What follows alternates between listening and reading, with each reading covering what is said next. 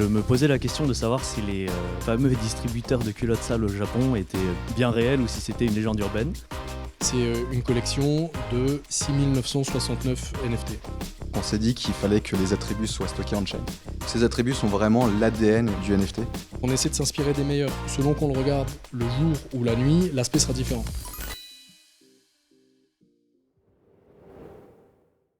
Bonjour à tous, donc du coup on se voit aujourd'hui parce que vous lancez un projet NFT.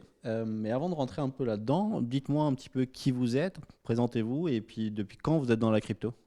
Alors, tout d'abord, merci Cricor de réaliser cette interview. On est ravis d'être là aujourd'hui pour présenter un petit peu notre projet. Écoute, moi je suis le graphiste 3D du projet et je gère aussi toute la direction artistique, le logo, l'identité visuelle, etc. Donc j'ai designé les éléments 3D qui vont figurer dans la NFT, les différents attributs, etc. Salut Cricor, donc moi c'est Matamua et je m'occupe de la partie stratégie et visibilité du projet. Donc c'est moi qui vais rencontrer les collaborateurs potentiels et qui identifie les profils qui peuvent nous intéresser. Et je suis dans les cryptos depuis 4 ou 5 ans maintenant. Moi, c'est Félicie et je m'occupe de la partie marketing et communication et ça fait à peu près 1 an que je suis dans les cryptos. Bonjour à tous, moi c'est Dev CryptoDude. Donc, comme mon pseudo l'indique, je suis développeur, mais plutôt ingénieur généralisé dans la vraie vie en informatique. Donc moi je suis vraiment la touche technique de l'équipe. Donc je m'occupe du site web, du smart contract, de tout ce qui a trait au coding. Et donc moi je suis dans les cryptos depuis quasiment toujours. Donc voilà, surtout pour le côté technique et technologique. Ok. Bonjour à tous, salut Cricor. Moi c'est Monsieur Chang, je suis le graphiste 2D de l'équipe. Et contrairement à mon voisin qui a miné du Bitcoin, moi je suis dans les cryptos depuis un peu plus d'1 an à peu près. Ok. Donc le projet pour lequel on se voit aujourd'hui s'appelle Dirty Panties. Littéralement culotte sale. D'où vient l'idée ? Alors en fait, c'est parti d'une blague entre Matamua et moi. Je me posais la question de savoir si les fameux distributeurs de culottes sales au Japon étaient bien réels ou si c'était une légende urbaine. Et alors peut-être que certains d'entre vous le savent, mais effectivement ça existe bel et bien. J'ai même vu des photos sur un article d'un blog d'un Français qui est tombé dessus vraiment par hasard. En tout cas, c'est ce qu'il dit. Et c'était la hype sur les NFT. On s'est dit, bon bah vas-y, on va lancer une collection de NFT de culottes sales. Ouais, du coup ça part donc d'un délire entre vous deux. Mais vous avez des sources d'inspiration ? Est-ce qu'il y a des projets qui vous parlent un petit peu ? Personnellement, je suis tombé amoureux du projet Unirex City. C'est les dinosaures en 3D, c'est vraiment joli. C'est une équipe française, donc ça m'a particulièrement plu. Un des projets qui nous a inspiré globalement dans l'équipe, c'est Luchadores. Donc juste pour effectivement le côté on-chain des attributs, mais également du visuel. Ok. Moi, le seul projet de NFT que j'ai trouvé ultra sexy, c'est les Dirty Panties. C'est pour ça que je suis là, je les surkiffe. Je trouve le projet totalement génial, kinky à souhait. Donc voilà, c'est ma seule référence. Pour ma part, un des projets qui m'a le plus parlé, c'était World of Women. Il y a aussi CryptoDats. C'était deux projets où la richesse des attributs des personnages était très intéressant pour construire un style de personnage et même un univers, suggérer un univers autour d'eux. Donc évidemment, quand on envisage de lancer ce projet avec Monsieur Chang, on est encore au début des collections NFT et on est très inspiré par les poids lourds qui sont devenus les blue chips plus tard. Le premier qui nous frappe vraiment, c'est Hashmask, parce que le visuel est vraiment atypique. Il est créé par des artistes, mais surtout pour le côté technique avec la création du NCT, le Name Changing Token, et ce que ça apporte, parce que c'est les premiers à avoir fait ça. Ensuite, il y a World of Women, dont a parlé Pizza Lolo. Donc évidemment, l'aspect visuel nous séduit, mais moi, ce qui a attiré mon attention, c'est le gros travail qui est fait sur la roadmap et la gestion des attributs. Donc ça a été une vraie source d'inspiration. Et évidemment, les Bored Apes, les Cool Cats et tous les autres. Et quand on en est encore avec Monsieur Chang au stade de la blague, qu'on a commencé à faire quelques croquis, on se rend compte qu'en termes de qualité, à deux, on n'arrive pas à être au rendez-vous. Parce qu'en fait, on sait créer des visuels, crobarder quelque chose, mais c'est pas satisfaisant. Et on finit par en parler à Pizza Lolo, qui nous fait ses premiers visuels 3D. Et bon, là, on comprend qu'il y a un truc à faire. Et du coup, beaucoup de projets de crypto se lancent, de NFT se lancent, mais souvent restent anonymes. Vous avez fait ce choix de vous montrer. C'était quoi finalement le but derrière ça? Cette question, on se l'est posée assez tardivement. On y a tous réfléchi un peu séparément. On s'est rendu compte qu'on était tous assez d'accord avec le fait qu'il y avait une forme de courage de montrer son visage. On est prêt à assumer, et on a envie d'assumer le gros travail technique qui est fait en amont, que ce soit sur la création graphique ou sur la technique avec le smart contract. Et on a envie d'assumer ça publiquement. Donc la question ne s'est pas posée longtemps. Tu es derrière la partie graphisme. Bon, on verra un petit peu après ce que c'est. Tu avais un truc à nous dire là-dessus Premièrement, lorsque Monsieur Chang m'a parlé de l'idée pour la première fois, bon, premièrement, j'ai appris qu'il y avait des distributeurs de culottes sales au Japon. Voilà, c'est toujours intéressant à passer en anecdote, mais surtout, j'ai trouvé l'idée très drôle et je me suis dit que ça pourrait bien passer en 3D du moment qu'on restait dans un design simple et qu'on utilisait voilà, des mains de différentes couleurs en portant différents accessoires pour suggérer différents styles de femmes. Donc on est à chaque fois toujours dans la suggestion. On en montre juste assez pour que les spectateurs, les acheteurs puissent s'imaginer tout un univers, mais en même temps on reste dans le fun, dans le coquin, sans jamais aller dans le trash ou l'explicite.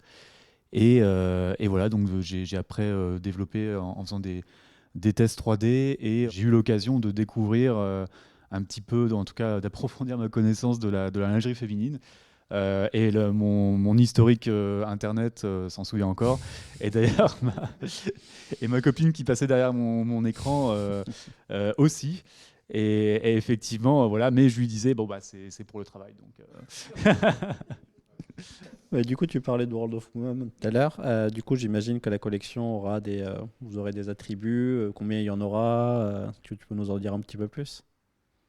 Bon, évidemment, comme l'a dit Lolo, il va y avoir plusieurs attributs, avec une rareté qui est gérée dynamiquement.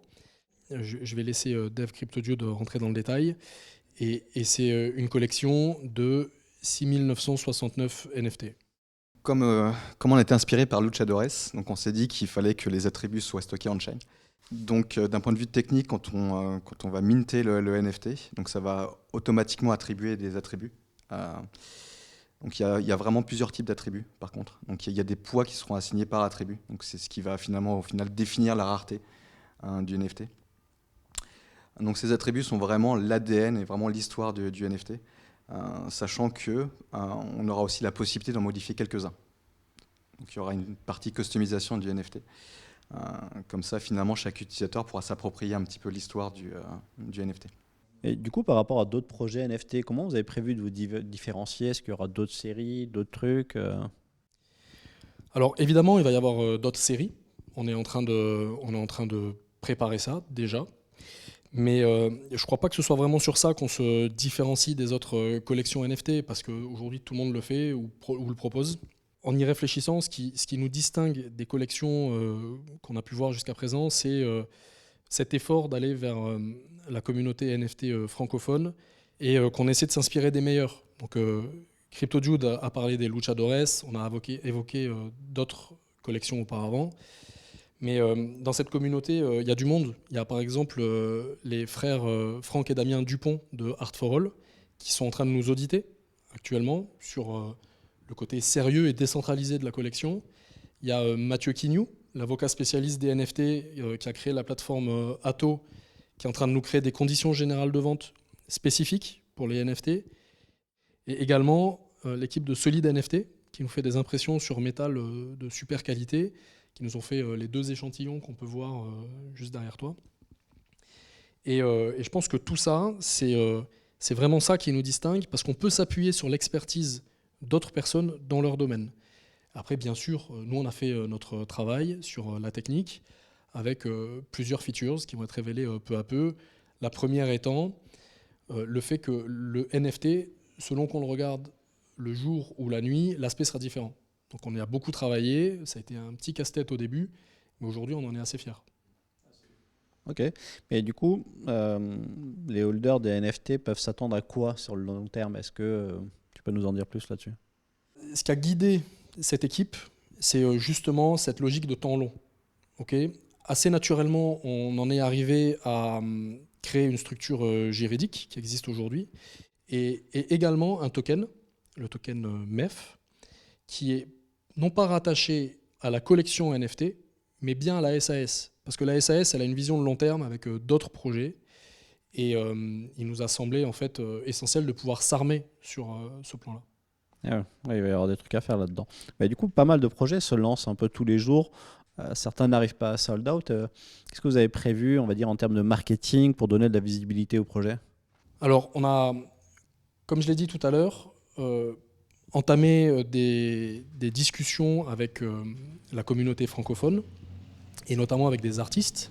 On a une collaboration avec le street artiste Bur, Zirio, qui nous fait nos chansons, avec la marque de fringues Panam, avec laquelle on réfléchit de façon assez avancée sur ce qu'on pourrait faire ensemble. Et après, évidemment, on va passer par les opérations classiques de reward pour la communauté et les gens les plus fidèles au sein de la communauté. Mais surtout, en fait, il y a une vraie démarche de notre part de bien faire cette partie communication et marketing. Et il nous a semblé essentiel de recruter quelqu'un avec une expérience solide et légitime sur ce sujet. Et assez naturellement, on a pensé à Félicie.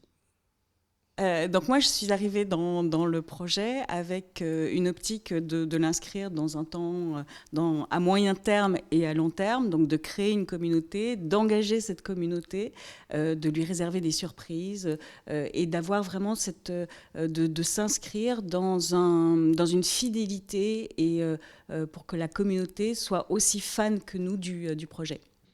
Top. Et personnellement, moi j'ai lu le bouquin, parce qu'elle a écrit un livre et franchement, il est vraiment top parce que quand on écrit des trades comme je fais moi, je peux vous dire que pour écrire un bouquin comme ça, c'est vraiment du beau boulot. Donc vraiment bravo pour ça. Une question pour au niveau du mint, comment ça va se passer du coup, peut-être nous en dire un petit peu plus sur ça. Oui, on a passé beaucoup de temps à optimiser les smart contracts parce que, comme on l'a dit précédemment, en fait, les attributs seront stockés on-chain. Donc tout ça, c'est un coût, sachant que ce sera sur la blockchain Ethereum. Donc comme on le sait tous, les fees sont assez chers. Donc le mint va se dérouler en 2 étapes. Donc il y aura tout d'abord le mint ce qu'on appelle un mint pass, ce qui en fait finalement, ce qui garantit par la suite le mint du NFT final. Donc le mint pass est un ERC 1155, donc les fees seront minimales. On pourra en acheter plusieurs via la même transaction. Donc par la suite, donc au bout d'une semaine, on pourra effectivement échanger ce mint pass contre le NFT, donc le ERC 721. Et donc là, à ce moment-là, la vidéo sera reveal directement. D'accord. Oui, je crois que c'était les Woodies qui avaient fait un truc dans ce genre-là. Oui.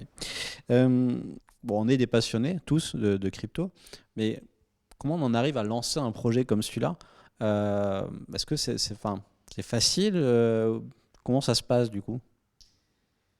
Écoute, tant que ça reste au niveau de la blague, c'est facile. Ouais. On se connaissait, on a Bien sûr. déconné, on a fait quelques croquis. Là, c'était simple.